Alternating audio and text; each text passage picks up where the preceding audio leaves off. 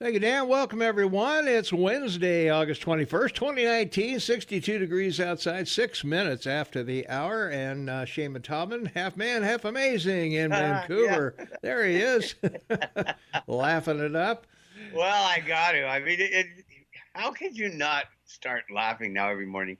I mean, now I have three things to do. I get up in the morning. I sit up to take my meds. Yeah, I say a little prayer for me yeah, because I'm alive and read the good book, yeah. and I start laughing. I just start laughing because before I turn the TV on, it's going to be funny, right? Well, Like that's I true. just Yeah, whatever, you know whatever the talking heads are saying, it's got to be funny. exactly. And I turn on, and it's the ad for Biden's wife telling people, if you have something in your throat or whatever she said. I'm thinking, really? Yeah, He can't get Obama to endorse him, or his wife. yeah. Well, I you mean, got to vote for Joe because we got to beat Trump. I mean, that's you may not like Joe. You may, he may leave a bad taste in your mouth, well, but no, that came at the end of it, I know, yeah, but at the beginning, it's like, if you have a bad taste in your mouth, yeah, Joe's a right, good yeah, guy. yeah, You may not like him, yeah, what? yeah. Oh, Whatever she wow. said, yeah, he's apparently the one to And do it. So I just went, it's not. This is impossible. I'm not really watching this, I and don't I'm know. thinking, Yeah, anyway. Let's go. Come on. It's Wednesday. Hump day. it's Hump Day. Mike McCormick will join us at 8. We had some mix-ups on his. Times. Yeah, well, we had somebody that was scheduled to come in during the 7 o'clock hour, and then they are going to come in tomorrow instead. So we had tried moving Mike to 7, but of course, when you tell your wife you're going to take a walk with her because you're going in at 8, well, you got to go in at 8. Right. So Yeah. Mike will be here at 8. So up until then, we'll try to provide you with news and entertainment and whatever else we can do for you between now and then. The weather right Wait. now, Is there something more than we can do? Oh, I see. I something else to talk about. Okay. well, yeah. I'm Oh, confused this morning. I'm not. You got to be careful with me today. okay, I'm. Yeah. Well, we have a dump button and I can turn you down, so Yeah. Yeah. There you go. it all works. It If all you works. have to, please mute me. All right. All right, I will mute you. Okay, let's see. Weather-wise today, it's going to be sunny again with a high near 90. No precip in the forecast at all. Tonight, partly cloudy with a low around 59 degrees, and that's really all I got for for you today. Just sunny and 90 and 59. So looks pretty good for today. Thursday, however, we are going to get a chance of rain, mainly between 1 p.m. and 4 p.m. Then there will be a chance of showers later on in the day after 4. But partly sunny with a high of 81 on Thursday and a chance of precipits about 40%. And then Thursday evening, a chance of thunderstorms before 7. Then a chance of rain between 7 and 1 a.m. and a low around 50. Precip is about 40% for Thursday night. Friday, we're back to normal with mostly sunny, high of 82. And that evening, mostly cloudy with a low around 55. No precip in there. Saturday, rather, mostly cloudy with a high near 82. And there is a slight chance of showers and thunderstorms between 7 and 1 a.m. and the low of 51 on Saturday. So I'll bring you up to speed on what's going on till the weekend here. There you go. Yeah, temperatures around the area right now. Livingston right now is 56. Manhattan's 57. Three Forks is 58 degrees. Gallant Gateway is 56. Ennis is 55. Big Sky is 53. And at the airport in Belgrade right now, it's 58 degrees. We're right at 62 degrees here. So it looks like a pretty nice day shaping up. It's going to be nice and warm. No rain. So be careful of the heat if you're going to be out working. Get some sunscreen or whatever, or, take care of yourself while you're out there. If you're older, slow down on the walks and things like that. Don't want you to, I don't know, whatever it's called,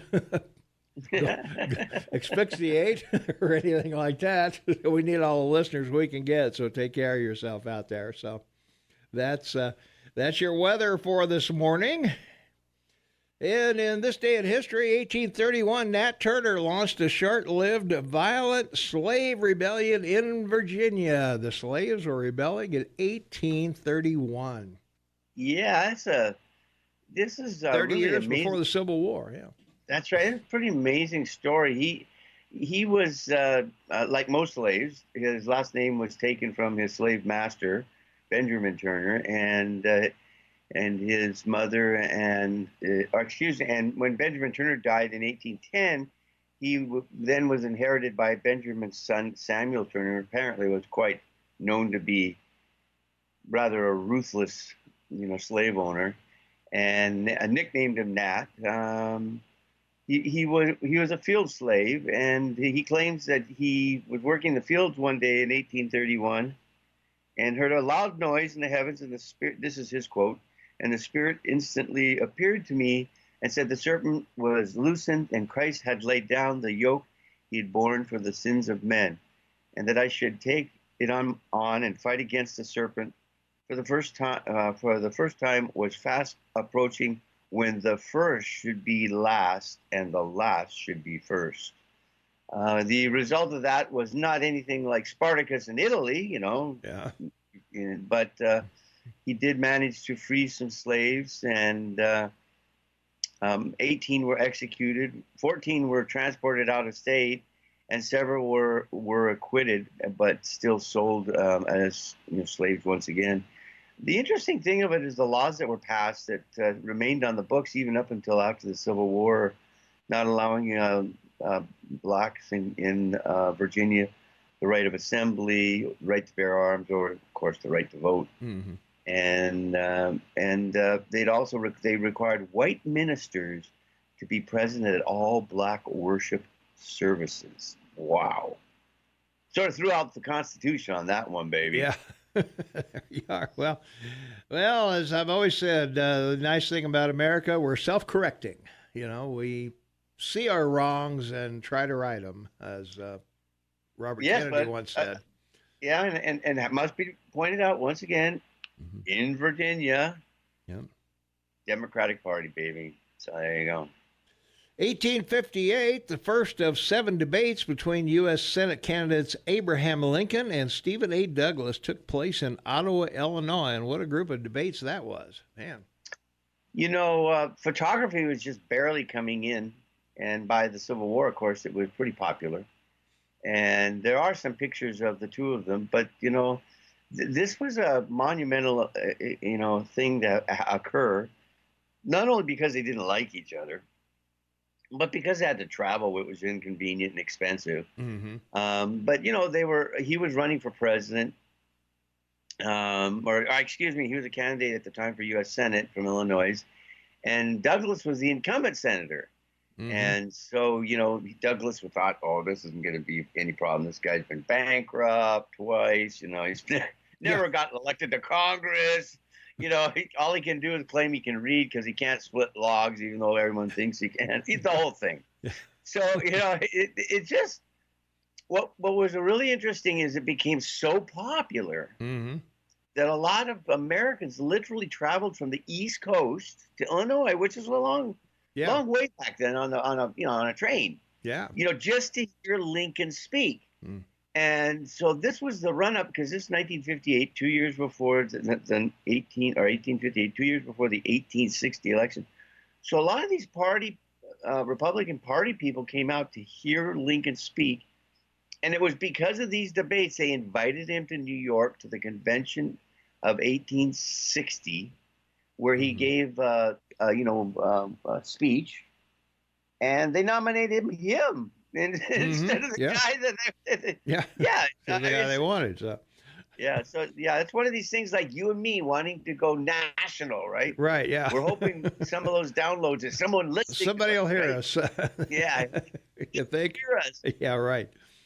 Well, it was really interesting. The sad thing, that I've always regretted, I think, and I grew up in Illinois, and there were people who saw Lincoln as a kid, that were older, because it was less than 100 years ago.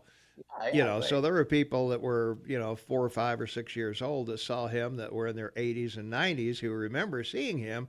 And I really wish there was some kind of recording of him. That's the one thing that, that's the thing. We read the Gettysburg Address, but we don't know how he said that. We don't know how his, did his voice make the speech 10 times better or 10 times worse, or, what? I really wish there are writings about him. Yeah. Because of his size, number one, because he was like 6'4". Yeah. And he had a very deep bass voice, apparently, because he could really, because at that time, there's no expansion of your voice, but he could speak to a crowd really well because he had such a deep, loud voice. Yeah. Sort of like mine. If of course. You've ever heard me speak sure. loud, yeah. I can speak. Well, yeah, because my mic died, remember? And that's right. Yeah. Shane's mic died at our get-together, but he was able to project clear up to the bar, I think, in the Grand Tree. Yeah. Yeah, they heard you in the bar and came down, and what's going on? Well, in 1904, on this day, jazz musician. Both of them. Wow. Musician and magician. Band leader William Count Basie was born in Red Bank, New Jersey. Count Basie. What a band he had in his day. In his day, and two things are important here with this revelation. The big band era was huge in the United States for two reasons. It created the atmosphere of larger bars with dancing, which was great exercise. Right. It really evolved after Prohibition, which means it was a big draw to bars because, they were trying to get back in the business. And the introduction of a lot of black music because, there was so many people at bars. They had to have a house band, like Glenn Miller had his own place, right? Basically, yeah. Right. But he'd have house bands, and so these black bands would move around the country, and this was the opportunity for them to start to share their soul music, their heartful music, particularly out of Louisiana and New Orleans. But he just the sound of the original guys with the piano and. They were like Americans loved big bands because of the horns and the brass, the piano, but boy, when these guys got going with a bass, and a piano, you could sit there for an hour and drink a fifth and just think you're in heaven. Whoa, babe. And be carried out later. That's right. All right. Well, speaking of being carried out later, we would be if it wasn't for farmers, ranchers, and cab drivers and truck drivers that bring us food and clothing and booze and bring you your fifth. So here's your Montana news in agriculture. We'll be right back. 25 minutes after the hour, it's Wednesday, August 21st, 2019, 63 degrees outside. Tom Eagleoff, your morning mayor. Shane Mataubin, half man, half amazing. This is the KMMS Morning Soapbox with Tom and Shane, and thank you for spending your morning with us. We're happy to be here with you. Our poll question of the day, Shane, do you pick or do you choose rock, paper, or scissors in the kids' game? The rock, paper, scissors. This one's easy for me as a kid because everyone just kept their fist because rock. Paper. Rock was going to do it, huh? Paper was mine, baby. I always went with paper. You always went with paper. Well, it's pretty much tied with early voting so far. Rock and paper and axe are tied. and also tied with that is a Glock 9. That's very good. Nobody picked scissors and nobody picked the hammer yet, so we'll see how that goes. So have a little fun. Go over to KMMSAM.com or AM 1450 KMMS on your smartphone and vote in our poll today. Do you choose rock, paper, scissors, axe, hammer, Glock, whatever? Have a little fun there. Yesterday, what zodiac sign are you? The winner was Cancer, Leo, Virgo was 35%. Capricorn, Aquarius, and Pisces was 22%. Libra, Scorpio, and Sagittarius was 19%. Aries, Taurus, and Gemini were 16%, and astrology is pure crap was 3%, and other was astrology and palmistry are communism at its best, a quote from Kurt Vonnegut.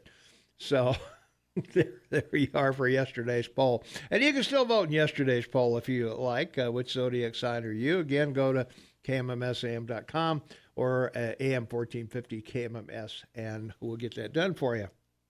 So, yeah, get over there and check it out. I missed one on the on our day in history. 1878, the American Bar Association was founded in Saratoga, New York. I can't wait. Attorneys policing attorneys. What could go wrong, Shane? What could possibly go wrong? All right, content. Here's the content. This is amazing. Founded in 1878, as Tom said. So the American Bar Association had 410 members in 1979. Half of all the lawyers in the U.S. were members of the ABA back then, of course, 50%. Mm-hmm. So by 2019, 20%. And how many lawyers, you may ask, are there? 1.3 million lawyers. Israel has the most per capita, 1 per 50. And Brazil is second with 1 per 200 inhabitants. Okay, very simple. Yes, it's a self-regulating association, supposedly. But here are my tips for lawyers. First of all lawyers do is sell you their time.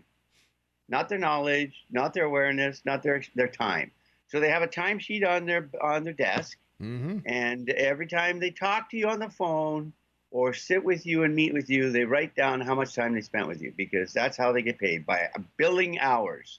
So if you get a lawyer, no matter you speak to them on the phone or you meet with them, before you leave, say, how much time are you billing me for? Always. And write it down and keep track of it, because you'll get the most confusing bill from your lawyer and you can't understand.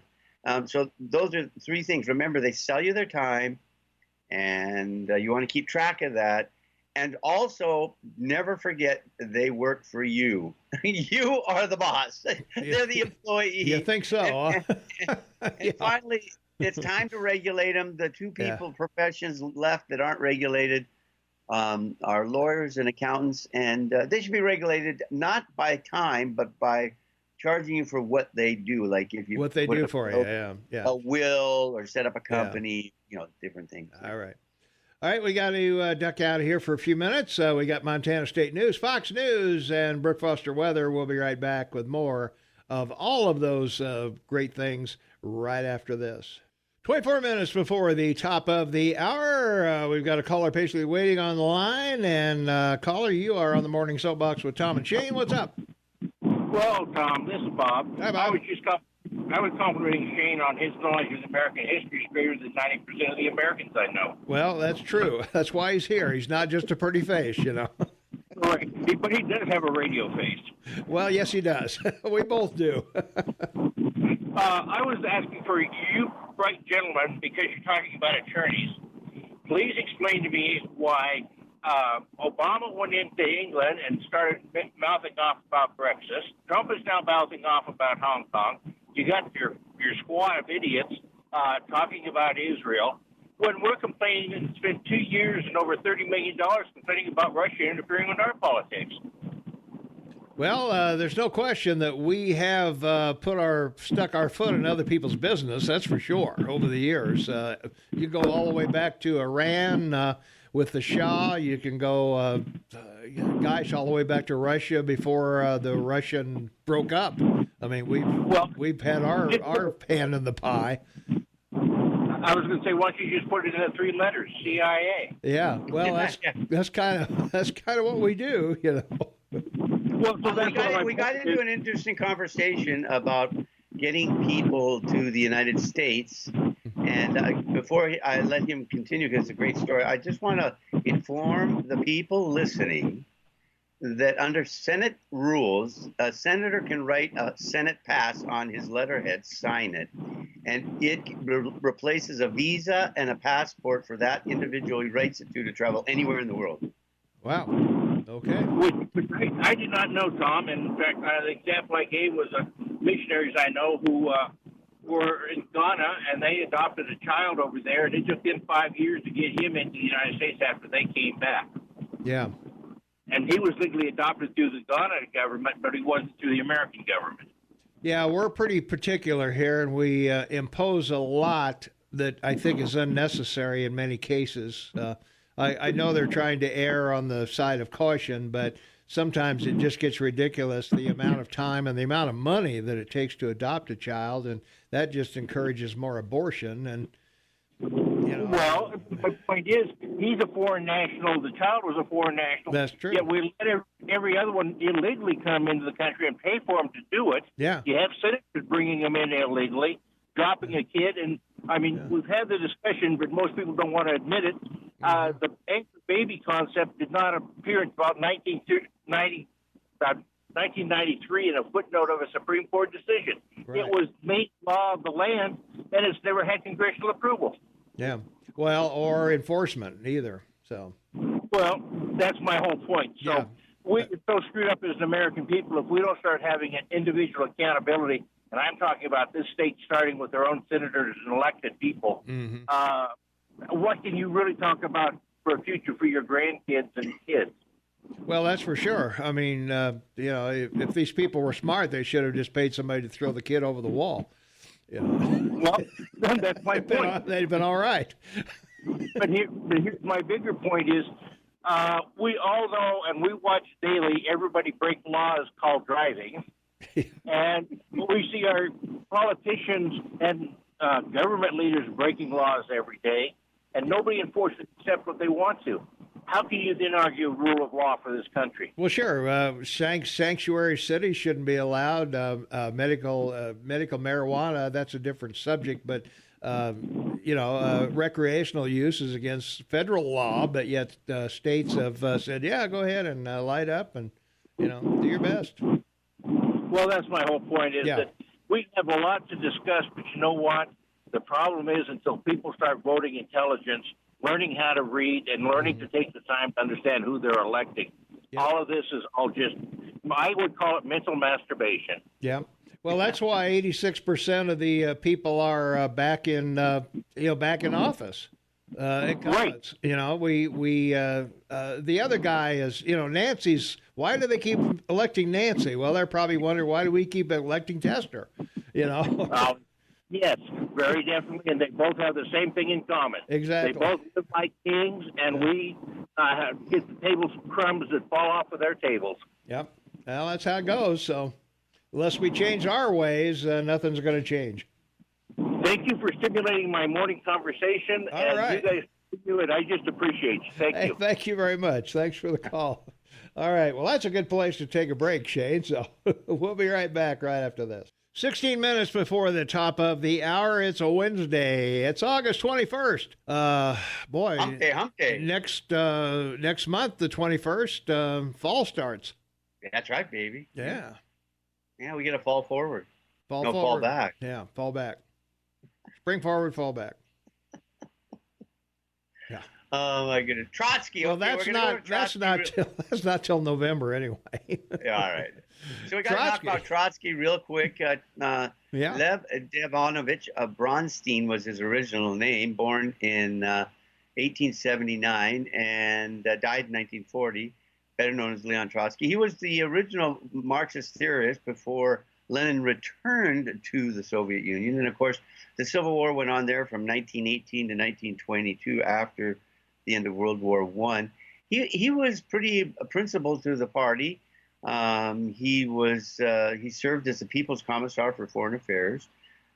He was the founder of the Red Army, and they had the title of People's Commissar of Military and Naval Affairs. And then he started to lead the left opposition after the takeover, and Stalin didn't like that because Lenin got sick and died in 1924 and didn't leave heir. So Stalin and Trotsky fought for, to be the heir to him, and so Stalin, removed him as Commissar of the Military and Naval Affairs in 1925.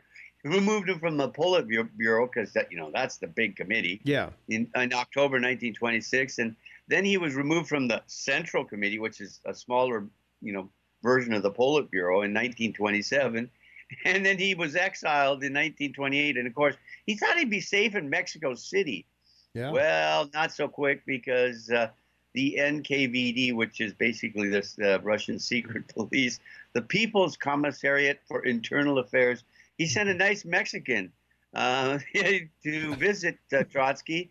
And incredibly enough, Ramon Mercader actually got past Trotsky's bodyguard with an ice pick and stuck it in his head. Wow. An ice, yeah. So, he got badly beaten by Trotsky's bodyguards and spent 20 years in a Mexican prison for that murder, where he died. Oh, important though, Stalin did present Mercader, the assassin, with the Order of Lenin. He was one. Yeah, he was one of the first to receive it. All right. Well, that just goes to show, if you're motivated, you get recognized, I guess. Huh? That's right. There you go. All right. Well, let's see. In 1959, another big deal. President Dwight Eisenhower signed an executive order proclaiming Hawaii as the 50th state of the Union. Yeah, and this is important for Obama, because if Trump buys Greenland and made it a state, you'd have 51 states, and then Obama would be right, because he has flown through Greenland and he would have visited all 51 states. 57 states, actually, I guess. Oh, was it 57 he said? Oh, Obama said 57 states, yeah. All well, right. buying Greenland wouldn't make it a state. We bought the Virgin Islands, and they're not a state. Yeah. Alaska's another story, of course. That's right. I don't think we ever bought Hawaii. No, we didn't. They just decided they'd like to be a part of us. So, all right. The population is 1.4 of Hawaii, and the median household income $78,000 a year. Wow, a little higher than we are over here, but they have to make that much to get everything trucked in and boated in and flown in. Other than the fish. Yeah, and your favorite Democrat running for president, Tulsi Gabbard, of course, is from Hawaii. Is from Hawaii, yeah. 1961, country singer Patsy Cline, she recorded Willie Nelson's song "Crazy" in Nashville for Decca Records. That's right. Yeah, crazy. Well, what a song! I mean, again, back in the days when radios played music and paid 3 cents for every time they played it, to the lyricist and writer of the song. Yeah. So Willie and Patsy cleaned up. They did big time. There you are. 1983, Philippine opposition leader Benigno Aquino, whatever. Yeah, something like that. Aquino, okay, Junior. He was the husband of the former president, President Corazon Aquino. Of course, she took over from those nasty, that woman shoe collector and her husband. Right, yeah. I don't even want to mention their name because they're so bad. Yeah. But it's one of the sad things about politics in the third world and the developing world is that, the ascension of the concept that, families beget families for leaders, right? Right, yeah. Yeah, like the Kennedys and the Bushes, maybe. Yeah, it's called nepotism. Yeah, right. Well, unfortunately, the self-imposed exile ended in the United States, went back to the Philippines, and was shot the moment she stepped off the plane, or he stepped off the plane, I should say. Yeah, that's right. That's correct. So at the Manila airport, boom, hello, bang, dead. We really want you back here. Yeah, I'm back. Boom. 1987, Sergeant Clayton Lone Tree, the first Marine ever court-martialed for spying, was convicted in Quantico, Virginia, of passing secrets to the KGB. Yeah, it was one of these things that your intelligence services sort of missed. He did end up spending 9 years in prison for espionage. And what can you say? I mean, there's no record really of these information he shared, whether it was like internal information as to other spies in Russia or technology. But, he got caught barehanded, and it one of those things where some guy that really wants to do his job in the intelligence service, or in this case the FBI, because that's their job, right? Yeah. To seek out these type of people, actually got the job done. All right. We got to take a quick break. We'll be right back. 6 minutes before the top of the hour. It's Wednesday, August 21st, 2019, 61 degrees outside. Looking for a high near 90 today, Shane. So going to be nice and warm out there. On this day in history, in 1991, a hard-line coup against Soviet President Mikhail Gorbachev collapsed in the face of a popular uprising led by Russian Federation President Boris Yeltsin, who eventually made it to the top. Yeah, and the fascinating thing is he was the 8th and last leader of the Soviet Union. In the first 60 years, there was only 4 leaders, and then, they started going through leaders like toilet paper, as you remember. Reagan famously said, I don't know who to talk to in Russia because they keep dying. They keep dying, keep dying or changing. One of the two. So they'd always pick these leaders that were in their 60s, 70s, or 80s. Anyway, he was a young man and out of Georgia, and very brilliant, engineering background and so forth. But the implosion of the Soviet Union was already in play. They just competition. There was no competition, so there was no modernization of industry. The maintenance of everything was falling apart because it was so corrupt, and the military was falling apart, and Reagan drove them into the ground with Star Wars. I mean, it's just they couldn't keep up finally with U.S. militarily, and it just started coming apart at the seams. We all know what happened afterward, but he did try with his meetings with Reagan to change Russia, and of course, you knew something was up when his first speech before the Presidium of the Soviet Union was to declare Stalin an outlaw. Yeah. So you knew things were going wrong in Russia when a guy gets up and does that, right? Yeah, you think so. Well, let's take a phone call. 522-TALK is the number, 522-8255. Calling on the Morning Soapbox with Tom and Shane. What's up?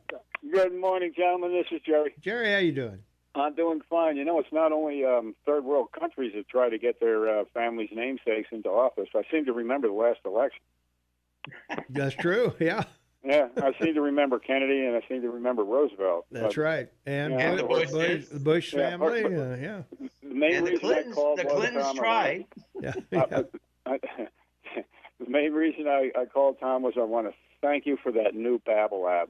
Oh, good. Well, I know a lot of people have commented on that it's not a ridiculous ad like the others have been. So because I was trying to figure out why the Europeans speak so many languages, and then I looked at the map of Europe, and I realized that there's so many languages in Europe. Well, that's true. That's why I was telling Shane the other day. I said the reason is because they travel from country to country. Yeah. That's why. Yeah. There's a lot of different languages there. Okay. Yeah, that's for sure. Well, I just thought I'd throw that at you guys, and have a good day. All right. Appreciate it. Thanks, Jerry. All right. Appreciate the call. Well, let's see. As we finish up, this may spill over into the next hour, Shane. But good. In 1992, an 11-day siege between at the cabin of white supremacist Randy Weaver in Ruby Ridge, Idaho, as government agents tried to arrest him for failing to appear in court on charges of selling 2 illegal sawed-off shotguns. And, of course, I moved here in 1993, about a year later, and we had the Schweitzer and the Freeman. Only time in history where we had more FBI agents than Montana residents in Montana. So, and I this proves my point. The head of the FBI at the time was Reno. Yep.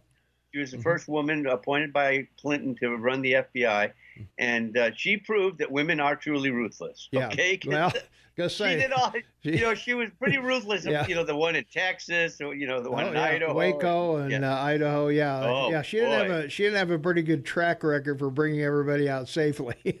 No, she did not take the RCMP course of you always get your man. Well, I think Randy made it out, but I think they shot his wife, if I remember. Yeah, and a child or one of the one of the kids. Oh no, she was holding the child. Yeah, and they shot. They shot both of them. So Yeah, that was a sad situation there. I mean, it was such a stupid thing. I mean, the guy didn't show up in court, and to have a siege over this and kill people over, something that trivial. Just at that time, we were, I don't know, we were just out of control, I guess. The FBI and CIA and all those folks were all over the world causing problems, and the same with Waco. I mean, you couldn't negotiate with Koresh down there. I mean, come on. Well, of course you could, and but the sad reality is that they have the experience and training to do this. Yeah. Well, I think those two events have certainly changed how they do it. The negotiations and things like that. I think you just wait them out. You don't start shooting, even if they start shooting. I mean, sooner or later they gotta eat or come out or do something. Well, that's correct. Yeah. It's an extreme example of how not to arrest someone. Yeah, that's for sure. All right, we'll be back after this hour. Mike McCormick will join us at 8 o'clock this morning, and we'll continue on with some local stuff and all of that coming up. So stay tuned, and we'll be back right after this, because we got to talk about the City Commission raising water rates right after this.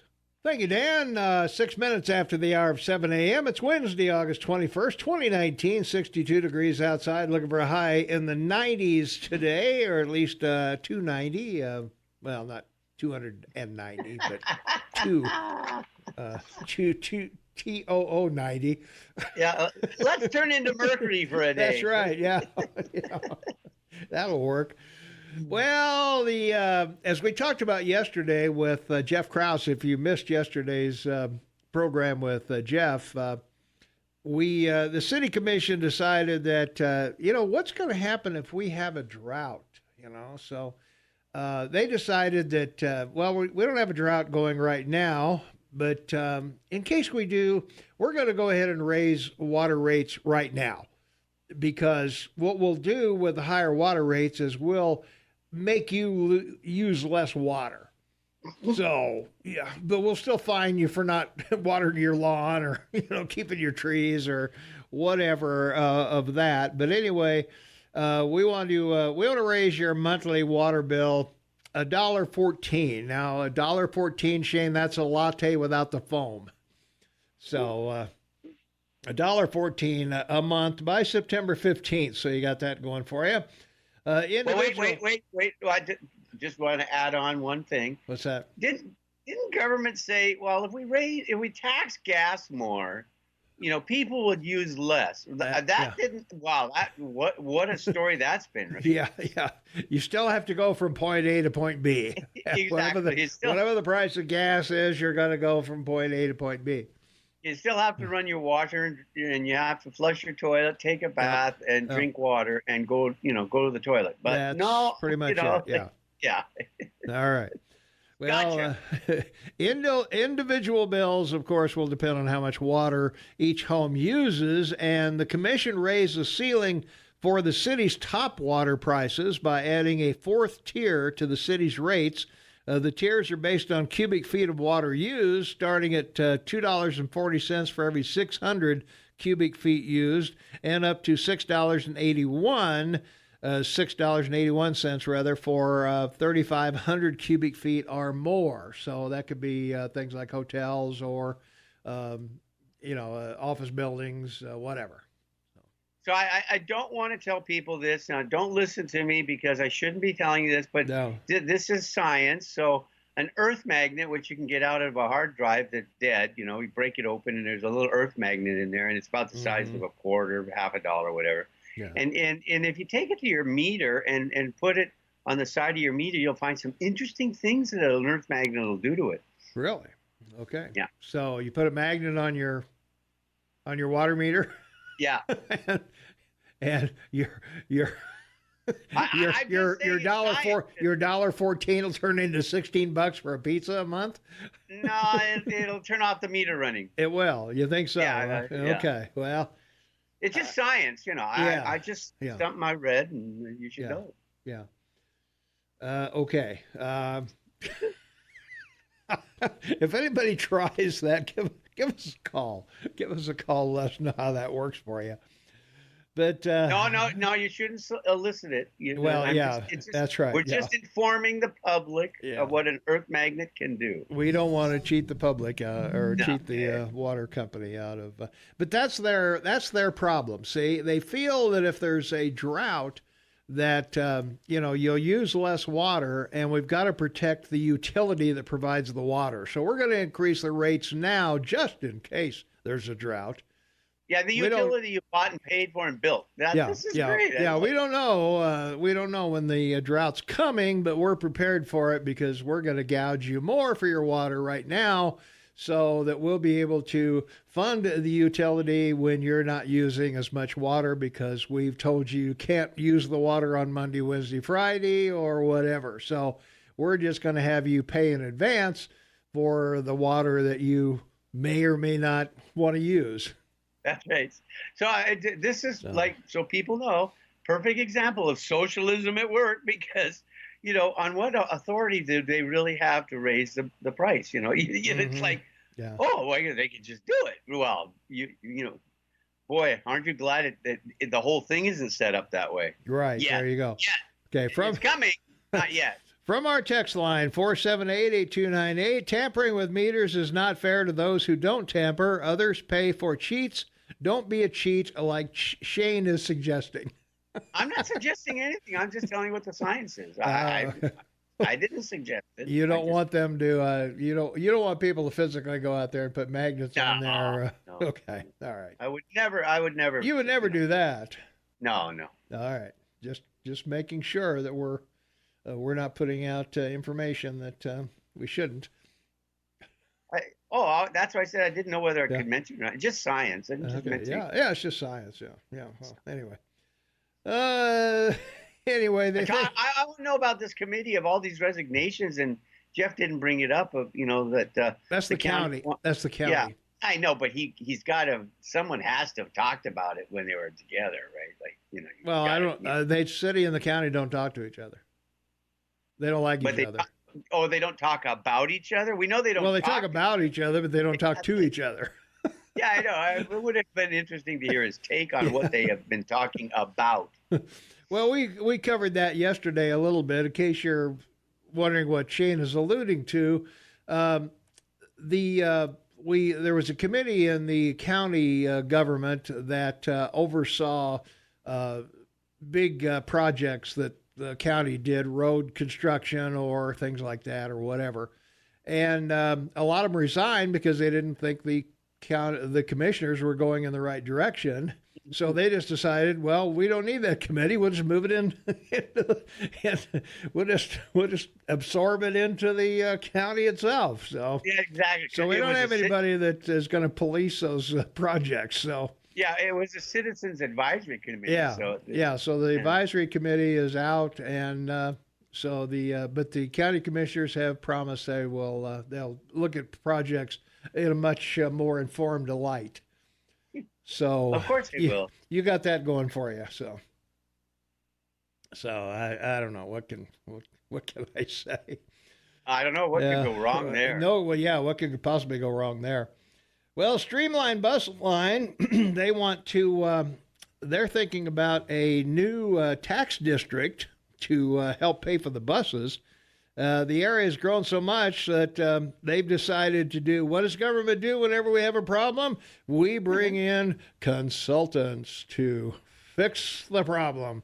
Of course. And, of course, Streamline has received $55,000 from the Montana Department of Transportation, $20,000 from the city of Bozeman, and $20,000 from Gallatin County to pay for the consultant. Mm-hmm. Shane and I could have done that for half the price. Well, you would have done it for half the price. I would have done it for free. Okay? Well, that's true. Okay, well, your part would be free. Then I'll just be the paid one as we are now. Yeah, exactly. Right. Exactly. Yeah. So anyway, they feel that they need to revamp their routes, and they're not covering as much as they could. And, they want to demonstrate to voters the importance of creating an urban transportation district, a tax district that would provide a direct, sustainable funding source for, say it with me, free public bus service. We've got to tax you for the free public bus service. Thank you very much. Which is the only way they can do, well, they can get people to use it, is not to charge them. I was going to say, I'm not getting on the bus. I don't have change. I don't have a buck on me, whatever. I don't know how far I'm going. I just need to get on and go where I'm going. So, but anyway, they're not reaching some parts of the area that they want to cover, and we'll see what they do. They'll hire a consultant by the end of September, and the consultant will review Streamline services and seek public comment before recommending ways the organization could update its service in Bozeman, Belgrade, Four Corners, Manhattan, and Three Forks. So there we are.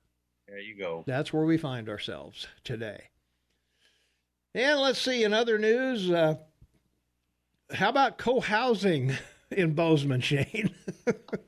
Anything works, baby. Yeah, typical houses are clustered and have a common area with a kitchen, laundry room, and sometimes guest bedrooms. These are usually they're usually shared outdoor spaces. So you're going to share your kitchen and your laundry room and whatever with other folks. So yeah, so you're there cooking your tomato bisque, and they want to come in and cook their sauerkraut and beans. So I don't know. And I was listening on the news last night. I think it was San Francisco's building some low-income housing for homeless. Wow. $180 million to build 40 apartments. 750 grand each. Wow. They are thinking, aren't they, out there?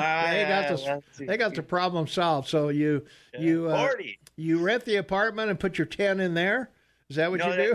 Yeah, apparently, they've only got 40,000 people on the street, so you do the numbers. You do the math, huh? Well, people are planning to bring a co-housing community to Bozeman, which would make it the first one in the state, consisting of about 6 families so far. The group formed this spring, and it has just begun looking for 2 to 3 acres of land to build on. And every co-op development is different. They haven't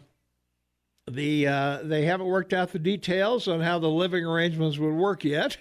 It will follow a basic model, though, with several individually owned homes for both families and single people. And typical houses are clustered and have a common area with a kitchen, laundry, a room, and whatever. So, as we said before. Mm-hmm. So I can't see any argument ever come up over the kitchen. No, of course not. Of course not.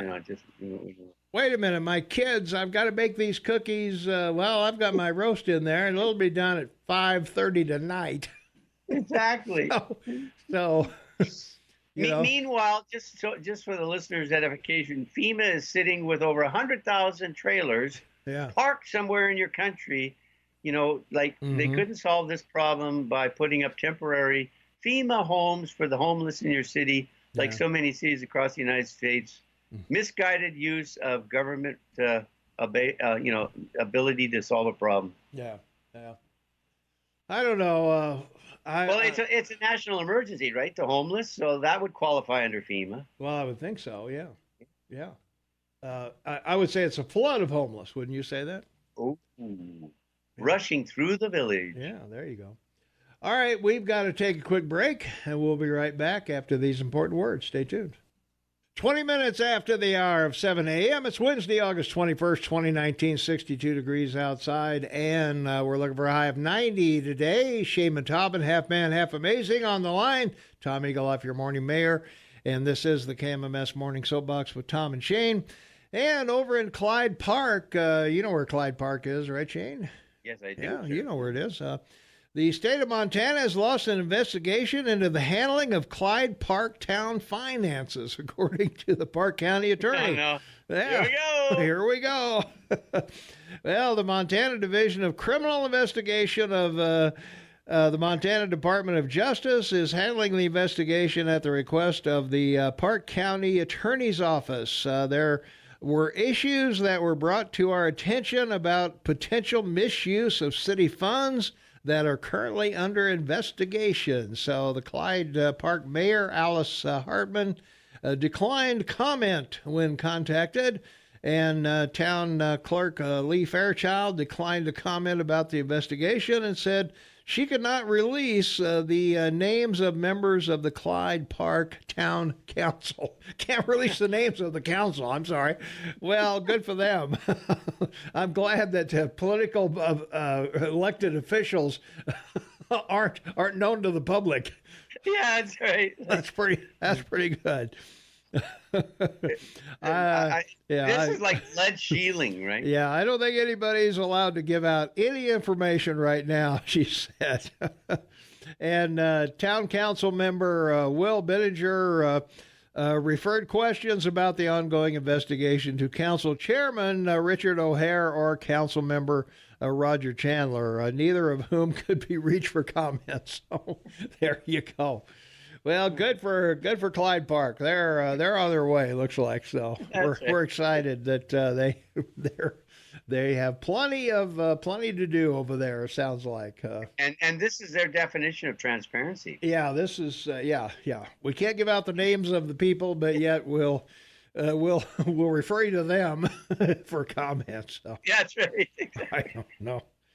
Oh, geez. So I guess we'll that'll be a story that'll keep on going for a while. But good news for the folks in Livingston, because construction on Main is close to wrapping up over there. They're just about done with repaving and redoing Main Street over there. So we dodged a bullet with the parade. We were debating where that parade was going to go with the construction going on. So we got the parade out of the way, and crews paved the portion of Main Street south of Geyser Street Monday and Clark Street between Main and B on Tuesday. So should be pretty quickly there that you folks will be able to race up and down Main Street once more and have a high old time over in Livingston. So we're very happy that you are having that kind of.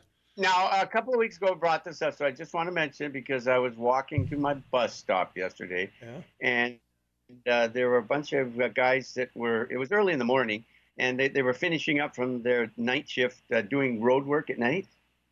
So I just happened to go up to one of the guys and talk to him, and I said to him, so do you prefer working at night? He goes, oh, yeah, it's a lot cooler, a lot less traffic. I said, and so on a job like this, working at night, does it save you time? He goes, oh, yeah, we can do it in half the time. Mm-hmm.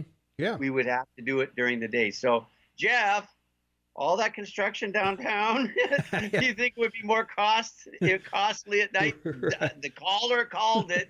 Yeah. Half the time, half the cost. That's right. Well, particularly when they block both ends of the hospital access. That was, exactly, I don't know who was thinking on that one, but you had to go through checkerboard to get to the hospital. Well, clearly no one with hospital or health issues didn't think about that, right? Well, that's probably true. So, yeah. Well, vaping, Shane, is big in the news. Doctors suspect vaping behind dozens of lung illnesses, and vaping is the electric cigarettes, the ones that have some nicotine, but they're supposed to help you quit smoking. But federal health officials say 11 Indiana residents with a history of vaping have been stricken with severe respiratory illnesses. So the Centers for Disease Control and Prevention tracked 94 cases of the illness in 14 states since June, and the agency says some patients grew so ill they needed a ventilator to help them breathe, but improved when treated with steroids. So, okay, so here's some science. Mm-hmm. Okay, I'd like to remind everyone listening, cigarettes cause cancer because of the tar in cigarettes, not the nicotine. Nicotine is addictive, but the tar is the problem. Very addictive. But let us not forget the science. Tar in cigarettes causes the cancer. That was what was proven. But nicotine is an extremely addictive byproduct of tobacco. Yeah. Well, I don't know. If you can stop smoking, by all means, do it. Good That's for right. you. Yeah. All right. In other news, grizzly bear activity, they're closing part of Glacier Park because of that. Has temporarily closed access to the Granite Park area due to grizzly bear activity up there. The Highline Loop and Swift Current Trail from Swift Current Pass to Granite Park Chalet were closed as of Sunday evening. The Granite Park Backcountry Campground was closed to campers arriving on Monday. So the park staff plan to check on the bears Monday and conduct hazing activities if needed, get them out of that area and back up where they should be. And the park staff who live in the Granite Park area have been monitoring grizzly bears frequenting the area on Sunday, and they received several reports from visitors of encounters with a bear or bears along the trail within the general area of the campground and the chalet. So if you're going up to Glacier or have relatives that are going to come to Montana and plan on going there, just give them a heads up that bears, it's not a petting zoo. That's what I was just going to say, yeah. It's not a petting zoo. We don't have tame bears in Montana or tame buffalo or bison or anything else here. So by all means. Take pictures with telephoto lenses. Do not approach the bears to get a better picture, okay? Yeah, there you go. Well, in other news, South Dakota lawmakers heard from officials in neighboring North Dakota and Montana about how the legislation of industrial hemp has affected their state. And during the meeting Monday in Pierre, the North Dakota and Montana officials said they didn't face roadblocks to legalizing the crop in their states. They sent members of the administration to the meeting to oppose legislation in South Dakota, but the administrator's common theme was that too many questions remain. Public Secretary Craig Price said he thinks legalizing industrial hemp would invite new attempts to legalize marijuana. And that may be true or not true. Who knows? Mm-hmm. But right. but yeah, I think we legalized hemp in Montana last year sometime. I don't remember when it was exactly. That's but, right. So anyway, yeah, it's interesting. It's an interesting product. China produces the most of hemp in the world, and That's right. used for a lot of resources. But whether or not it is as viable as it once was. With new tech, no, but more science. With new technology, it's even more viable as a thread. Mm-hmm. And want to remind people that hemp requires 1/10 the amount of water that cotton does, Mm-hmm. and it requires 50% less of the space because the yield is, almost higher. Yeah, yes. double the yield. So. Yeah, there are uses for it that people want to talk about, though. That's the issue there. So, yeah, if you compare a hemp rope with a nylon rope, I think nylon's probably cheaper to make and just as strong. I don't know, but anyway. So, I think the fact that it is legalized and China supplies most of Europe, I think it hasn't replaced cotton or some of the other fibers that whatever. All right, we got to get out of here. We got to go. We'll be right back. 25 minutes before the top of the hour. It's Wednesday, August 21st, 2019, 65 degrees outside. Tom Eagleoff, your morning mayor in the house. Shane Matabin, half man, half amazing in Vancouver, British Columbia, making this the Montana's only international morning talk show in Montana, anywhere in the state. Well, it's better that it's international instead of intentional. That's true. Yeah. This is the KMMS Morning Soapbox with Tom and Shane. And 5 things you need to know. Trump calls off his Denmark trip after he's told he can't buy Greenland. I think Greenland would be a cool place to own,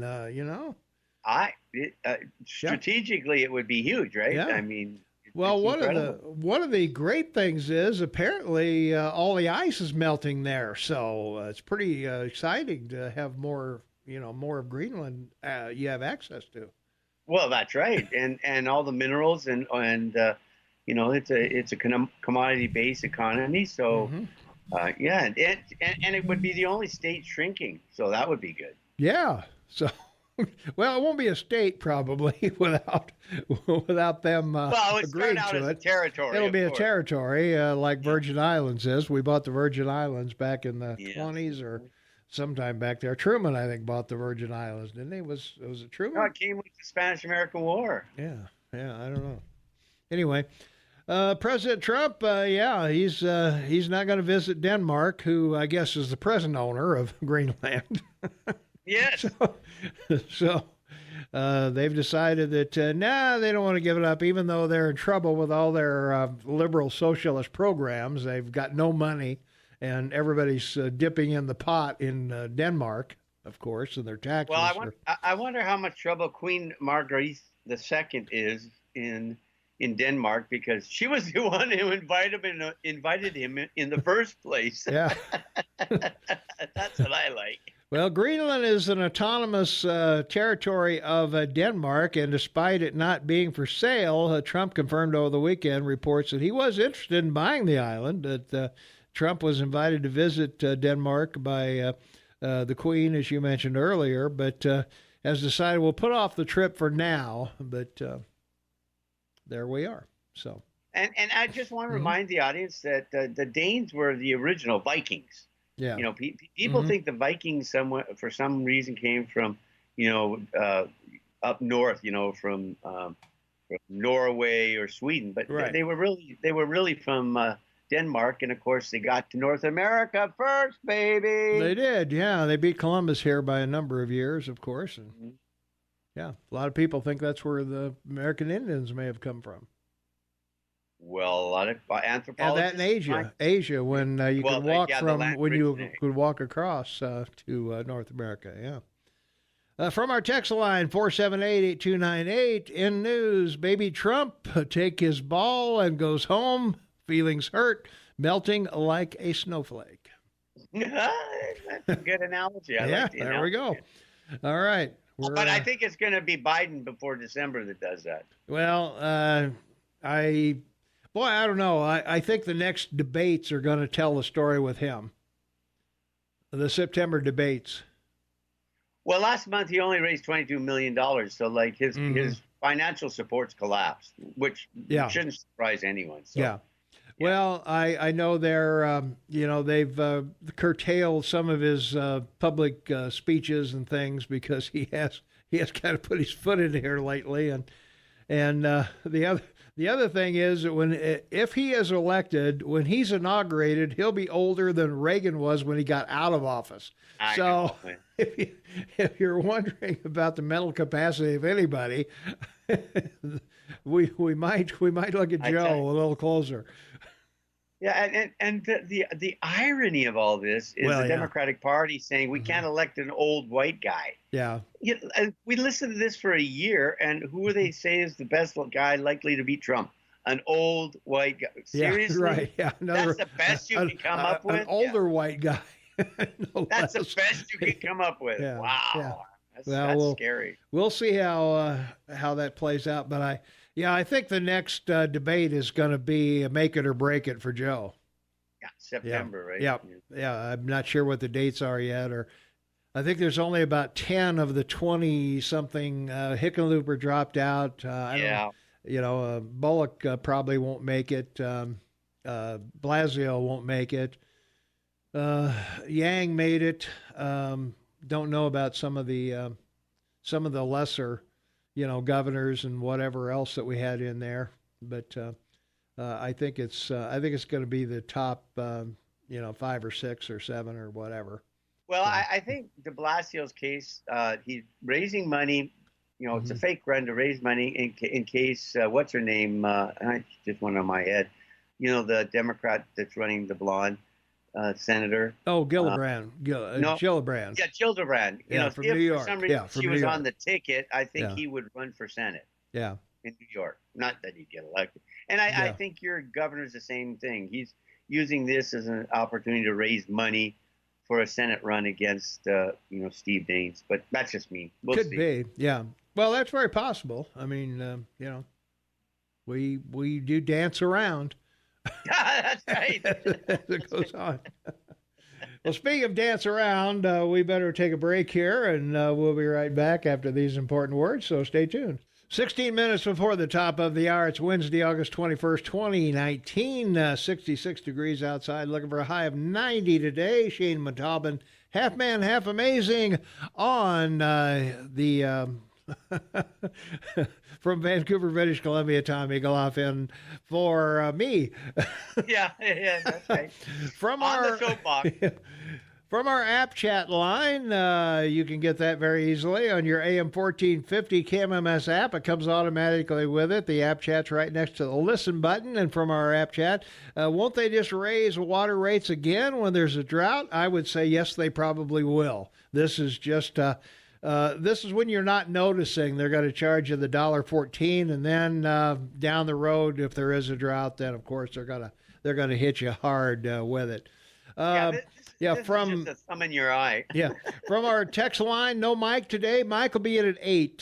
He had a conflict, so we're going to try to have him at 7 where we can have more time with him. But he'll be in at 8 this morning. So Trump, 73, and people think Biden is too old. Weird. Well, he's older than Trump.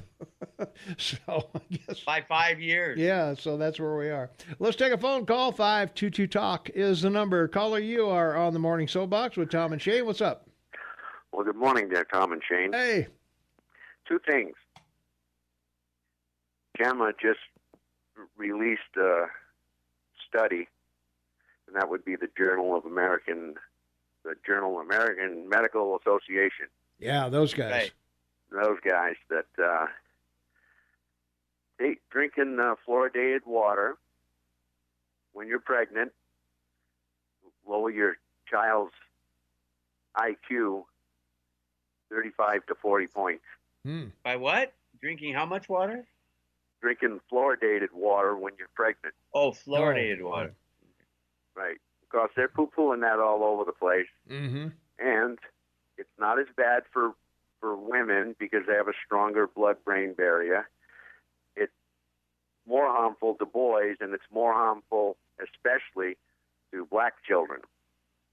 So they're going to poo-poo that all over the place. And the other thing is, I think the economy might be in worse shape than we think, Shane. Well, and that's because they just caught one of J.P. Morgan's big container ships with $3 billion worth of cocaine on it in Philly. What's that got to do with the market? J.P. Morgan's a bank. I know. And they're smuggling cocaine to make money. That's what it's got to do with the market. Hey, in your country, people are innocent until proven guilty. That's right. Well, I'll tell you what. Somebody's guilty. The cocaine was on the ship. Oh, wow. And it's going to be interesting to see who goes to jail for this one. Yeah. Because I don't think it's anybody that's big time J.P. Morgan people. They'll hang the captain from the mast. I have to tell you, they make far more money and have far greater leverage in the market than With selling cocaine? Yeah, I know. Yeah, exactly. Yeah, I think that's one of the tellers that did that. Right. Well, it's just, they were caught here. They've been caught a few years back. They're, laundering money for them. Now they're actually bringing the cocaine in on their own ships. I didn't know. I didn't realize J.P. Morgan had ships. Yeah, well, I guess they do. I didn't either. Yeah. Well, yeah. Remember the bankers bought a bunch of oil tankers here? Well, I guess that's true. They'd have ATMs on them probably for. Yeah. But, Bitcoin ATMs. Yeah, right.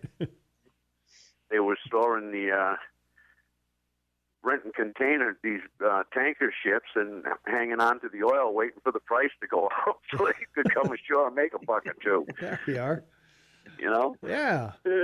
These guys, I'll tell you what, I don't know. I am going to be watching this to see just who gets in trouble for this one. Maybe you should call them. Just call J.P. Morgan and say, hey, I heard you guys lost a ship today or something. No, I think you should call them and say, I want to open a cocaine account. Yeah. Yeah, right. Yeah. Exactly. Yeah. How much you guys selling that for? I'm interested in doing a little buy-in here. I'm trying to make a buck or two myself. Yeah. I want some Coke stock. No, not that Coke. The other Coke. Well, the Baltic dry rate, which is one of my markers for the market, has doubled now to $2,000 a day. So there is more trading going on now because we're getting close to Christmas. Either that or there's more container ships out there full of cocaine. Oh, really? You think? Let's go. I guess what this originated in Afghanistan or somewhere. Well, that's what I'm thinking. Yeah. You know, maybe Yeah. the CIA hired them to bring that stuff. Well, it's a poppy delivery. Come on. Yeah. Whoa, I like that. A That's poppy all it is. delivery. Yeah. Now you both know it comes from South America. Come on. All right. Well, you keep track of that, Pete, and let us know what's going on. I want to see who's going to jail for this one. All right, man. All right. Hey, thanks for the call. You bet. All right. We got to take another break. We'll be right back after these important words. 6 minutes before the top of the hour. It's Wednesday, August 21st, 2019, 67 degrees outside. Mike McCormick will join us shortly, and we'll be talking with Mike. All kinds of things going on with the markets these days. They're up, they're down, their bond prices are all over the place. Currencies in other countries are going nuts. We got the tariffs with China. We got China manipulating their currency and trying to make a deal with them. We were thinking we might buy Greenland. I mean, all kinds of stuff to talk to Mike about when he gets in here. So, hey, thanks for joining us, and we'll be happy to do that. Let's see, from our text line, does Pete understand that shipping companies don't control what people put in their containers? This is how most drugs enter the U.S., not at the border. Okay. So, True statement. yeah. So, that would be pretty accurate, I would say. And the one of the problems is that they've taken people off of those points of entry and put them on the border because we've got too many people down there. And That's correct. so they've lessened the border checkpoints where most of the drugs come in to contain the people at the border. And that's an issue. It is. Unfortunately. It's really an issue, yeah. Yeah. So we got that little problem going on with us. Hey, our poll question of the day, do you choose rock, paper, or scissors? Rock, paper, or scissors? Let's see how we're doing over there. Let's see, reload that. And right now, other is in the lead. 54% of the people. One person says never played. This is a stupid poll. None. Uzi. Uzi will win rock, paper, scissors. Equally support all three, or a block 9 is always settles the argument. So, but 3% of you, or 27% rather, think paper. 9% think the rock. 9% like the axe. So there we go. And it is a stupid poll. It's just for fun, guys. Come on, don't get so serious on me. We got to have a little fun once in a while. So That's right. yeah, our poll from yesterday. What zodiac sign are you? Cancer, Leo, or Virgo won that one at 35%. Capricorn, Aquarius, and Pisces was second at 22%. Libra, Scorpio, and Sagittarius were at 19 in third place, and Aries, Taurus, and Gemini was fourth with 5. And 3% said astrology is pure crap, and 3% said that astrology and palmistry are communist at best, a quote by Kurt Vonnegut. So that's So where. just so everyone knows, rock, paper, scissors was originated in a book called the Wuzuzazu, a Chinese Ming Dynasty writer, Zahu, in 1600 came up with the game, and it dated back to as early as the Han Dynasty, which is 206 BC to 220. And so it's one of many games developed and created in China. Wow. They had scissors back then? No, They must have but used some kind of cutting instrument, I guess, for the Yeah. They had paper and they had rocks. Correct. I think they had rocks then. Yeah. Pretty sure. Well, it's just a hand game. Yeah. No, I know. Rock, paper, That's- yeah. scissors were added later, yeah. Okay, yeah. So- In Western understanding of the game, yeah. Okay. All right. Well, good. Got to have the content and the history. Everybody should know when and where. Hey, that's how we decided a lot of arguments, rock, paper, scissors, how you decide right. who's right. So I thought it'd be a fun poll today, but it is dumb. It's a dumb poll, so that's all right. So, we do dumb stuff here, so. It's like tic-tac-toe, right? Yeah, that's it. Can't win. Okay. Are you out of phone again? Yes, I am, good sir. I'm dialing Out of back. phone? As we speak. All right. Dialing back. Well, let's see some other things. And ringing. Yeah, interesting thing that I heard the other night, Shane, that Needles, California wants to do away with California's gun laws because you need a background check in California if you want to buy ammo. I mean, come on. This is a little much, I think. Well, and the interesting thing to this whole argument we've talked about before, but not mentioned this, is all states have their own guidelines for gun ownership. And so it's not just a federal issue. If you go through the states, it's remarkable. Like Chicago, remember they had the handgun law. Washington had the handgun law, which ended up in the Supreme Court. Yeah. But states can qualify ownership of guns, and the federal government will allow that. So yeah, they will. And Needle says, well, we don't want to do that. We don't want to drive 200 miles to another city that has a different deal, or go across to Nevada and buy over there. So they feel their residents should be able to own guns and have the Second Amendment to protect them, and applies to ammo as well. I don't understand in San Francisco why they're upset about guns. I mean, they have 100 sites to give away needles for drug. I know. So they're enabling drug overdoses. Wow. Ain't that the truth? All right, Mike McCormick will be in the house next, so stay tuned for that, and we'll be back with Shane and myself right after the news at the top of the hour. Thank you, Dan. Welcome, everyone. 6 minutes after the hour. It's Wednesday, August 21st, 2019, 68 degrees outside. Looking for temperatures in the 90s today, or at least up to 90. Shaman Taubin, half man, half amazing, is in Vancouver, British Columbia. Tom Eagle, your morning mayor. And this is the KMMS Morning Soapbox with Tom and Shane, and, of course, our special guest star, Mike McCormick, in the house. I'll just go with special guests. Hey, thanks for having me. Happy Wednesday, hump day. Yeah, people have been asking, where's Mike? Mike What's Day. going on? Where's Yeah, Mike at? Welcome to the house, Mike. All right, baby. You got it. I'll be back 7 a.m. next week. Next week, yeah. I'll give that a whirl. Yeah, we had kind of a mix-up of somebody was supposed to come in for a fundraiser thing, and then we got confused with you. And yep, so and then I told my wife I'd do the hike with her like we do in the mornings. Right. And I said, I want to interfere with the hike. So don't mess around with that. Marital bliss can't is mess what it around is, with that right? hike. Yeah, I know what you mean. Our teenage daughter just got her driver's license, and they're driving. Yeah, I mean, it's one of those things where we're sort of like empty nesters in training right now. Does that freak you out when your daughter's finally driving by herself around? So I always thought it would, but I think it's specific to who your daughter is, and this is one of those daughters where you think you're okay. Like, well, society's better because we created her. She's going to be a good one. Okay, well, good.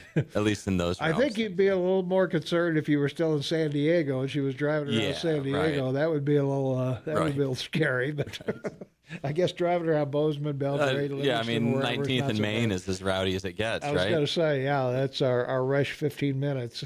So, well, it's nice to be here. Yeah. And we have a lot to talk about. We do. There's news. And, it's in some ways it's sort of much ado about nothing. We've been talking about how the consumer is strong, how 2/3 of this economy is the consumer. And right now wages are going up a little bit like we've been waiting for 5 years plus on this recovery. Yeah. And I think that earnings, we set expectations so low. It's such a scripted routine where we talk about corporate earnings. Oh, it's not going to be good. I sort of liken it to how Christmas was growing up with my dad. Hey, kids, it's going to be a lean Christmas. Right, you know, hope you don't mind wearing the same clothes, riding the same bikes. Santa's not coming. Right. Thrift store's going to be coming in. And then, of course, Christmas comes. So, you know, that's what we're seeing right now. And there's optimism out there for U.S. dominance. There's optimism out there for the U.S. economy. There's not a lot of optimism out there for international stuff happening right now. But it's impressive the way that international markets have held up. Between Brexit, what's going on, Italy just had a prime minister quit, basically in the face of their untenable financial situation. And Finland, same thing there. They went upside down. Oh, I wasn't aware of that. Finland? Yeah, Finland. They disband their government or something, Shane? Yeah, they're in trouble. Yeah, yeah. New elections. Yeah, they couldn't afford all their socialist programs. There's more than a few. Well, and the North Sea oil production's been on decline, pretty steady. So that's gonna start hurting those northern countries up there. So internationally, things aren't rosy, you know. And they really aren't, and they haven't been. Is all this predicated on what happens with Brexit? Is that why everybody's kind of wondering what's going on here? Who's going to be making the deals with England, or who's going to be making the deals with us, or we're going to have to go to China, we're going to have to go to Indonesia or Malaysia or Vietnam, or what are we going to do here? I mean, the Brexit thing's been boiling for 3 years now, and it just comes up again, right? Oh, hey, now we have a new deadline. This is the real deadline, right? Yeah. What is it, October? Sometime in October? My stepfather's British, and they just came to visit, and I said, hey, I've spent time trying to understand your political system. He said, don't bother. Don't bother. You can't do it. So it's a real mess over there. They're not going to do well out of the deal, I don't think. I don't think there's going to be anything other than a bumpy, bad thing that happens for the UK over there, and maybe part of Europe too. But you know what's interesting is that these companies that have been doing business in Europe, the big ones, the ones that investors hold in their mutual funds, the Totals, the Societe Generales, the big banks, the big oil companies, the big multinational producers, the big engineering firms, they've been able to navigate all this stuff, and they can still be profitable, and they still pay good dividends. So while their stocks have not had any kind of a gain, if you've been diversified internationally, as every good financial advisor has been doing, you have been not growing as well as you could have if you just bet on U.S. And so to some degree, these international companies never were high flyers. And so this bad news is like, well, I guess they'll continue to muddle along, but hey, they still pay a 3.5% dividend.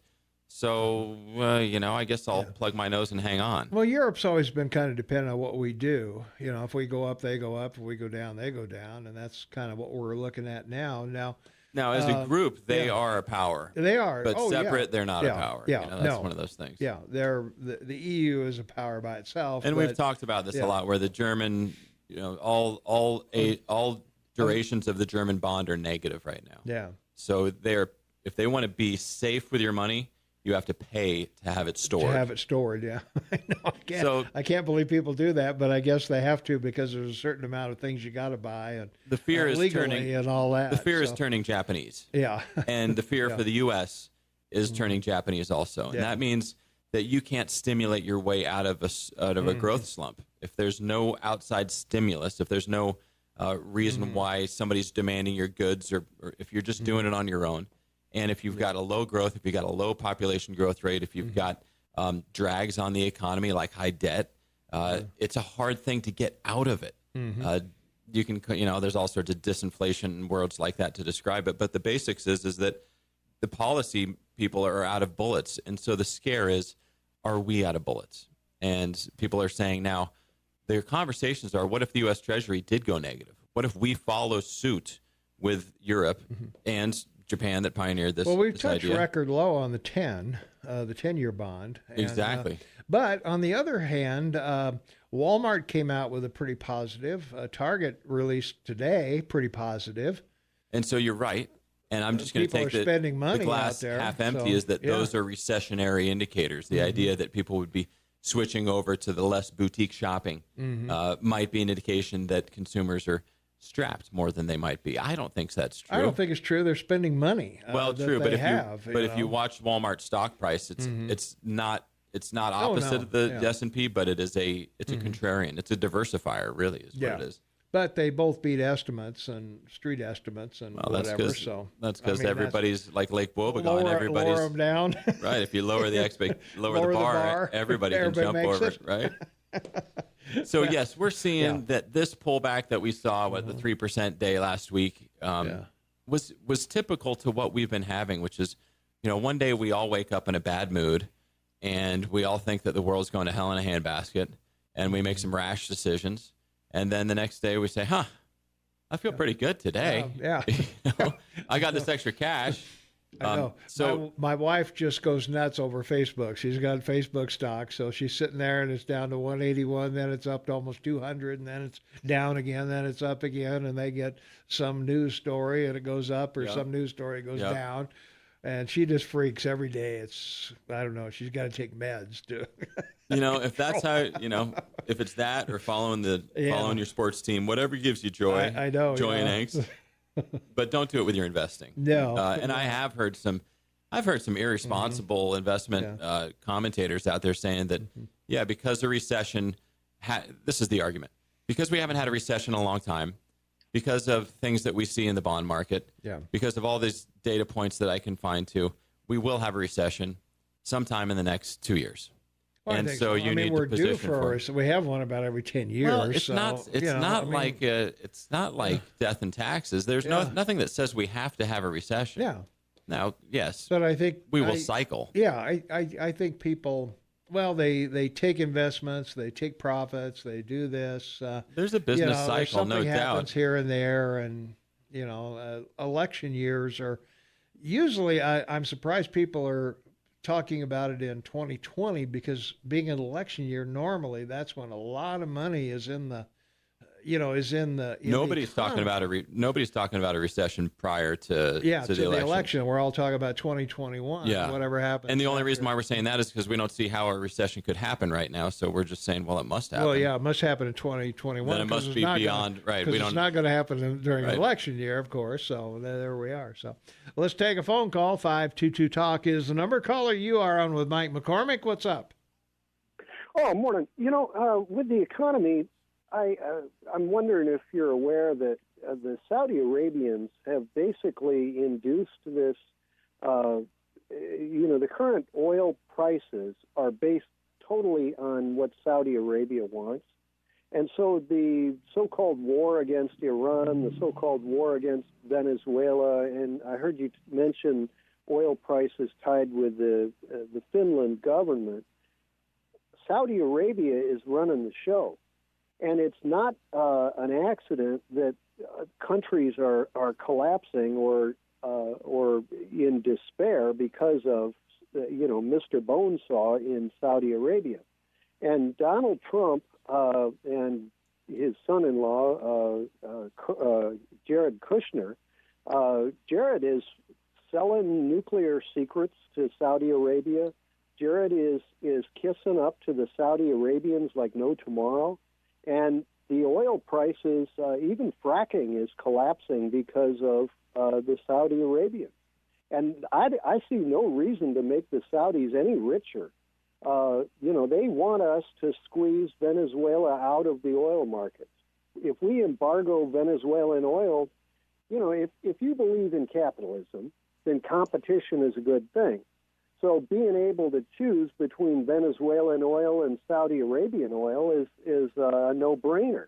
Venezuela is a huge amount closer to us than Saudi Arabia is, and if Iran wants to come on the market, if Finland wants to sell oil, and all of a sudden the Saudi Arabians say that Finland's government has to collapse to toe the line.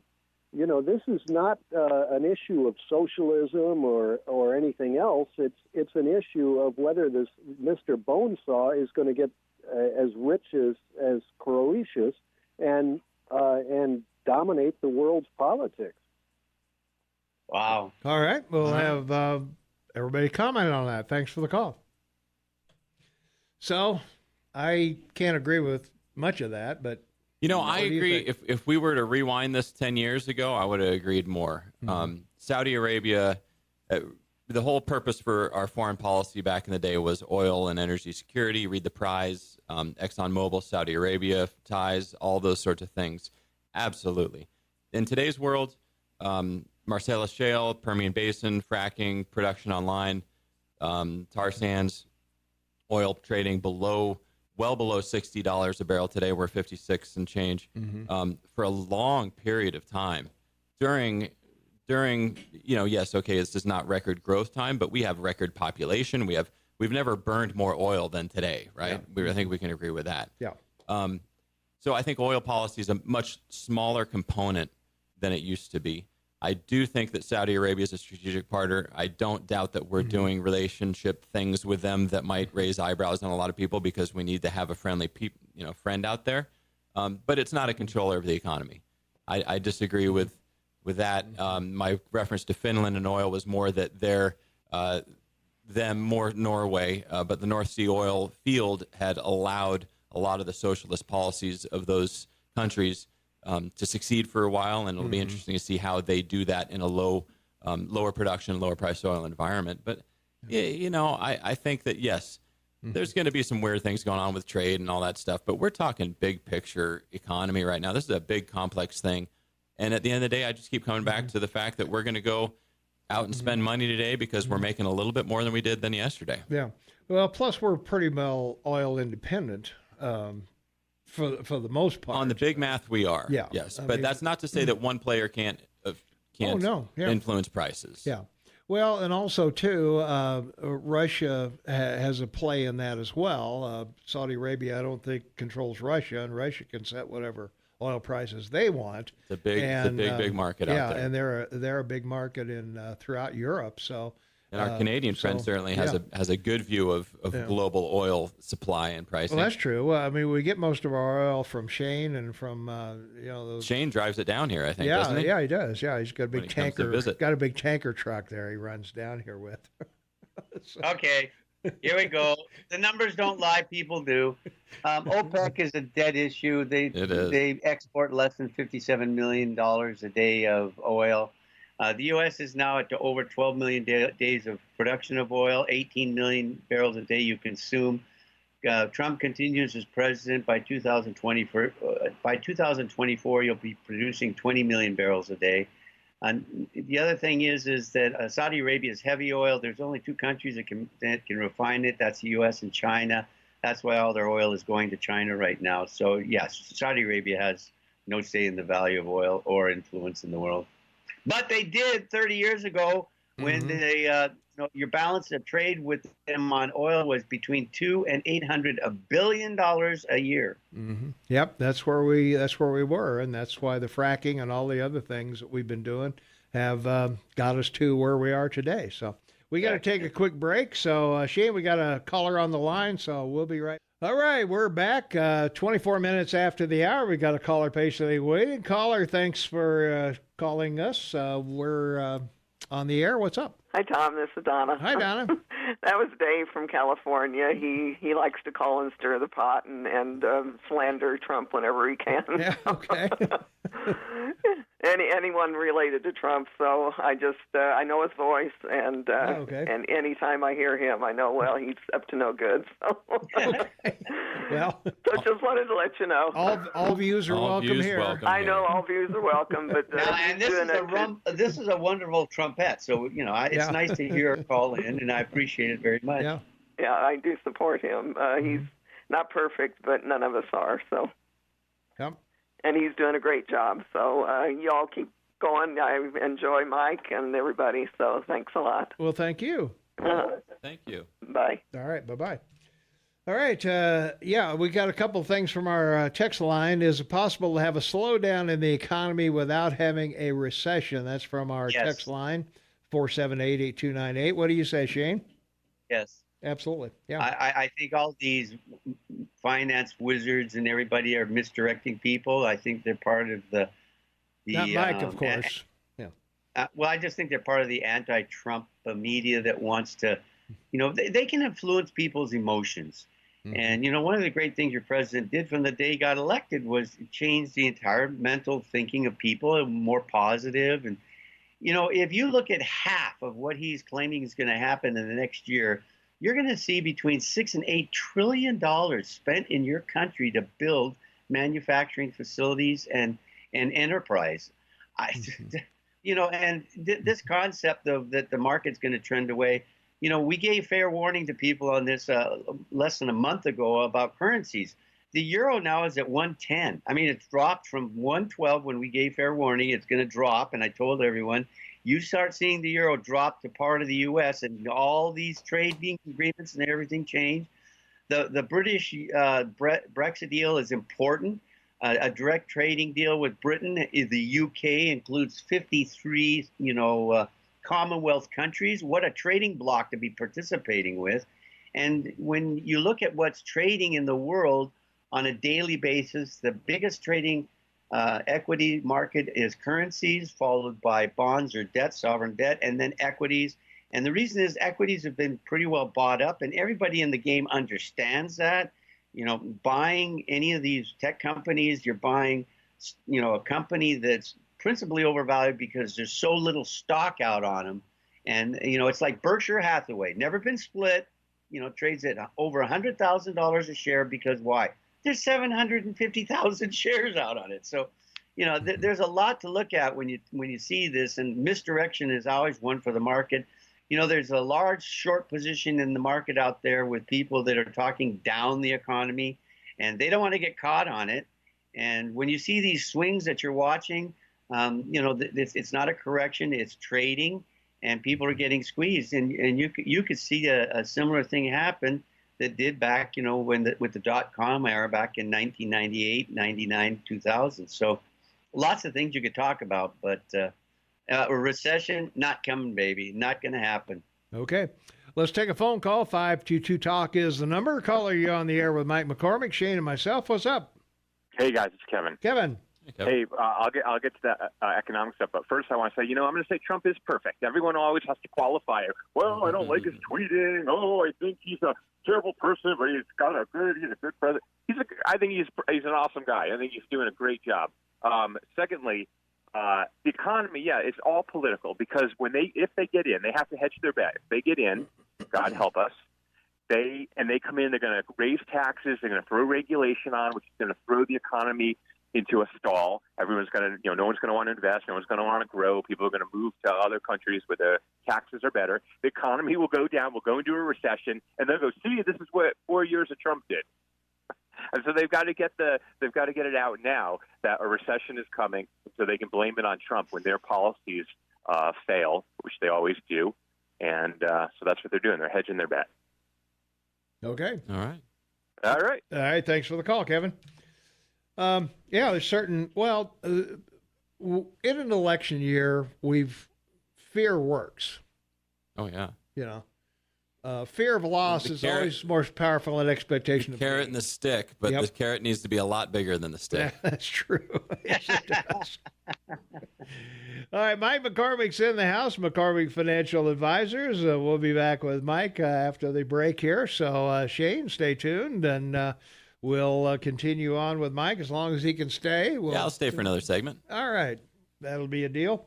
All right, we've got some more text line stuff we've got to get to, questions for Mike, so we'll do those right after the break at the bottom of the hour, so stay tuned for that. We'll be right back. 24 minutes for the top of the hour. It's Wednesday, August 21st, 2019, 68 degrees outside. Shane Mataba, half man, half amazing in Vancouver, British Columbia. Mike McCormick in the house. Tom Eagleoff, your morning mayor. And from our text line, 478-8298. Good morning, Mike. Due to the impact of the global economy is having on bonds in general, would you advise holding steady with bonds already in a person's portfolio in most cases, or is this market fluctuation a good time for reallocation on the bond side of one's current portportfolio? Oh, there we go. Sorry. Whoa. It's hard to hold my breath that long. I know. Sorry. Thanks. Love great, good technical questions that relate to what people are holding. I mean, investors out there, we're interested in this news stuff, but really we want to make sure that the money that we have at risk we've got. is holding up. And so you got to consult your own financial advisor, of course, disclaimer. But we have seen a spike in bond value. And that's because nobody can get the same deal that you got when you invested in the bonds. When you invested in the bonds maybe 3-5 years ago, you were getting a rate for the coupon, for the interest coupon, that's not available today. So people will pay you more for that. That is likely at some point to revert to the mean, because at the end of the day, your bond matures and you get the principal that you put in. So in short, it's a good time to rebalance according to your normal rebalancing schedule. But when you rebalance, you sell the winners and you buy the losers. And so if you think about that, that sounds a bit distasteful right now. It means you would be selling bonds, which are theoretically the safest things that you can hold in a 60-40 traditional retirement IRA portfolio. And you would instead be buying not just stocks, but you'd be buying international stocks or even emerging market stocks if you have an allocation to that, if you have an automatic rebalancing. And I just did some of this for a client the other day, made their contribution to one of their retirement accounts. We're coming up to the extension tax deadline, so people are doing, a lot of the business owners like to extend, and so they're doing their tax planning now. And when I look at the models that I run and I look at existing portfolios, when new money shows up, it effectively rebalances. And yeah, we purchased international stocks the other day, which seems to be a very bold call right now. And that's why you use professionals. That's why you use models. That's why you don't do emotional investing. Time will only tell if it's the right move now or not. But over time, being unemotional and doing these things makes sense. Now, more specifically, if you've been holding on to a portfolio for a long period of time, that means you're older. That means that you're closer to retirement. That means your capacity for risk is probably smaller. And so you might actually not rebalance as much as you might think, because it might be, instead of a 60-40 bond portfolio, maybe you want to move to a 50-50 or something. I mean, it's individual in this. I don't want people gaming bonds. That's where the big boys of Wall Street win. That's typically where the small meat and potatoes people lose. We can't buy bonds for anything like the price that an institution can buy bonds. We get fundamentally a bit ripped off on those. But they're still good in a portfolio to help smooth out the risk. We're in a wonky environment. There is a chance that U.S. yields will go negative and bond prices will go through the roof, but I think it's a greater chance that they won't at this point. Yeah, I would say so. Mike, can I just ask you, what's the price today? Maybe you didn't check before you came in, but what's the price of a 10-year bond? Not the interest, the price. Great question, and I can't give that to you off the top of my head right there. I mean, the interest is rock bottom low. 1.6, I think. I mean, the price, again, now we're getting fuzzy math, right? So on a new issue, the price is par. Second, if we bought something yesterday, what's it trading for today? Plus, they're on auction. You can buy them all over the place. Well, and that's the hard part, right? Is that if you have a CD at the bank, you have a $100,000 CD, I hope you do, and it's paying you 2%. Tomorrow you have a $100,000 CD at the bank and it's paying you 2%. If you buy a bond in a brokerage account or even a CD in a brokerage account, the price tomorrow is the price that somebody would pay you to buy that thing with that interest rate attached that was yesterday's rate that relates to how tomorrow's looking, and then the math gets weird, and then we're, out of time. Yeah, we are. Do you fellas feel Greenland is a viable purchase opportunity worth alienating Denmark, our ally? Could it possibly be more of Trump being a genuine purchasing another Seward's Folly, which turned out to be one of the most prudent purchases, everything considered, that the United States ever made? So what do you think about Greenland? I don't see where buying Greenland would make Denmark would jeopardize being an ally. So we're getting out there a little bit. They either buy it or they either sell it or they don't. Let me relate it to this. One of my clients is one of the best real estate investors that I've seen in this local town, which means they have a very small account with me because it's all in real estate. and they just bought 3 houses. And Bozeman's not cheap. So they see something about real estate. Real estate purchases over the long term have always worked out well over the long term. The U.S. buying another country sounds, I think we haven't seen that happen in a while, but sure, why not? Yeah, let's go buy some stuff. We can get their fresh water or something. I don't know. Yeah. Okay. All right. We got to take a quick break. We'll be right back. 15 minutes for the top of the hour. It's Wednesday, August 21st, 2019. 68 degrees outside, looking for a high near 90 today. Looking through the production room into Michelle Wolf's studio, out into the street of Mendenhall. It looks like we got some sunshine out there, so we'll have to see. Mike had to leave. We'll have him on next week at 7 a.m. his regular time, and we'll be able to spend a full hour with him, which is always good. So we'll try and do that next week. We had kind of a mix-up on who was going to be here this morning, which is why Mike was on at 8 rather than 7. So let's take a phone call, get things rolling, Shane. 522-TALK is the number, 522-8255. Caller, you are on with Tom and Shane. What's up? How's it going, guys? It's Mike. Hi, Mike. Good morning, Mike. Is Mike still on there? No, Mike had to go, unfortunately. So I wanted to talk about, I think it's called like the Z report or something that the Fed comes out with every 3 years to tell us where all the wealth is going. Right, yeah. So from 1940 until basically Reagan came into office, we basically were doing Keynesian economics. Yeah. And then we changed that to trickle down or horse and sparrow or whatever you want to call it. Mm-hmm. And so now the report came out, and since 89, the top 1% has accumulated $21 trillion in new wealth, and the bottom 40% has lost $900 billion in wealth. So we need to go back to Keynesian economics, demand side economics, the supply side economics. I mean, Republicans don't even believe in aggregate demand or something. I don't understand it. Mm-hmm. Okay, wouldn't you agree? I want to qualify what you're saying. It's really important that you relate the value of stock to what you're saying. Like Bezos is a perfect example of Amazon. Yes, he's worth a lot of money, but it's all in stock, and all that stock is all that stock is restricted. So I mean, yes. Are you offline, Shane? Yeah. Okay. All right.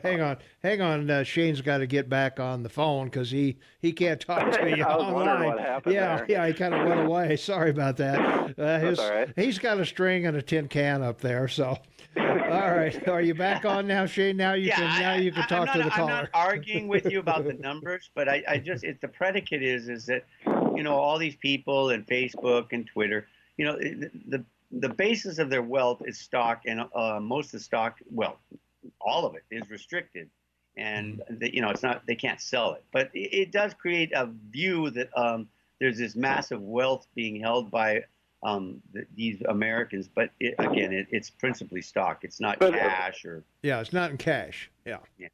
Yeah, but see, the middle class isn't growing anymore, and I mean, we grew the largest middle class in the world using Keynesian economics. Well, in not the history really. of the world. Not yeah, really. we did. No. Really, look, there's a bigger one. You think there's a bigger one? Well, let me explain what happened. You're talking about through the 50s and 60s up to 1980, right?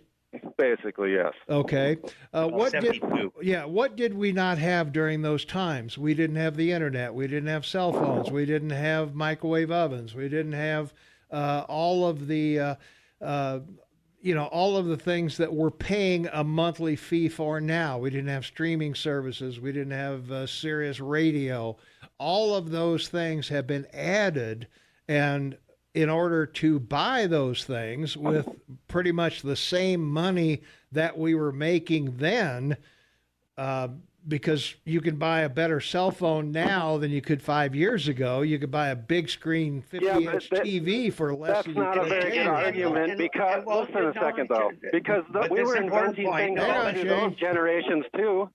I mean, hello? Yeah, we're still here. Oh, I mean, we were inventing things all through them 40 years as well. I mean, it just doesn't make any sense to me that it's basically the top people just taking everything, man. Well, we just need to raise the minimum that's wage. That's not true. That's not true. Yeah, it Look, isn't. In 1960, less than 19% of the general public of the United States owned stock. 92% of the stock was owned by wealthy people and banks. 61% of the stock today is owned by individuals. The baby boomer, Tom and my generation, we have $32 billion in assets, and over half of that is made up with investments. So, you know, the reason your middle class shrunk is, you know, because of Reaganomics, man. It's because of Reaganomics. No. NAFTA, baby. Oh NAFTA. my God. No. Your middle class shrunk because of NAFTA, not because of Reaganomics. Well, Reagan is the one that negotiated NAFTA, so Clinton signed it, but Reagan and Bush negotiated it. Yeah. No, you're right. No, we're not going to argue with you over that. And NAFTA has completely trickled down economics. I mean, we need to get back to Keynesian economics. I mean, I don't understand why the Republicans don't believe in aggregate demand. Well, here's one of the problems that you have with Keynesian economics. There's two sides of it. Number one, the concept is in a recession, a government should go into debt to stimulate the economy. Yeah, they should. They should even out the ups and downs of capitalism, because capitalism is not. Wait. There's another half of it. When you have growth and the government generates more revenue, you pay the debt back. So Keynesian economics was great, except they only used half modern of it. monetary theory. Yeah. That's modern monetary theory. Instead of giving the money, instead of giving the money to the banks to give out to us, just have the government spend it on things and put us to work. And then when the government needs to pull back money, do it in taxes. Well, simple. We'll see. I don't think it's going to fly, but we'll see. Well, the economy is in real trouble because no one has any money to create demand right now. So, well, I don't know. The Target, Walmart just beat their estimates. Most of the retail stores are beating their estimates on the market. So somebody's spending money somewhere. So, well, since 2015, it's been all debt. Yeah. Well, that's the decision of the people that want to buy stuff. They either buy it on time or whatever. You know. Why are you guys against raising the minimum wage? We don't. We think the market should determine the wages. Well, but you took but since the unions are gone, the people have no power to influence the market. Sure, they do. We're paying high. We've got more jobs available than people to fill them. There's a premium. But they're horrible jobs. Well, maybe they are, but that depends on whether or not you want to work or not. And that's NAFTA again too, I guess. Yeah, but why? I have another question for you. Why are the most successful companies right now, Facebook, Google, and Twitter and the like, not raising salaries to people with the billions and billions that they're making and not paying taxes? I mean, because they probably already pay a living wage. No, they don't. They do not. Do you think there's somebody working for Facebook making $15 an hour? Yeah. Sure. Well, Amazon certainly. Amazon has really been under Amazon's the gun. a slave. That's a slave driving company. Yeah. Well, so is Amazon. That's a bad word to use. I'm sorry, I shouldn't use that word. No, that's all right. No, I got to go, guys. Calm down. We got the Rush update. We got to get in. All right, thank you. Hey, I appreciate it. Thanks for your time. Yeah, all right. All right, Shane, we got another caller waiting, so if you can handle that, we'll do the Rush update, and here's Rush. All right, we got less than a minute to go, Shane. Let's get that call out of the way. Caller, you're on the air. What's going on? Yeah, hi. So I was one of the lucky people. I had to fly on a plane the other day, and just happened to be one of the lucky people here in the Bozeman airport to get picked out to have the full body search. Whoa! And I'm going to explain to you how unhappy I am with the Bozeman Airport and the TSA people there. Yeah. They basically gave me no choice but to either go in a room and have some guy search me and go all the way up my cheeks, bottom out, had to pull my boxers out. Wow. And trying to do a complaint. But, I've come to a realization we are so scared to get on a plane, and we're so scared to get blown up that we now have to have our ass cavities searched. Yep. And wow, this is not cool. This is not the way it's going to go down. I'm trying to file a complaint against TSA because I was touched in a manner that I do not feel appropriate. if they should be touching me, and they're trying to tell me to go file a complaint against a website, that of which I'm not getting any response whatsoever, and there's no other place that I can file a complaint through the police station in Belgrade or through the police at the airport. Okay. I'm sorry. I got to go. I'm out of time. Hey, thanks for the call. All right, we'll be back tomorrow, 6 a.m.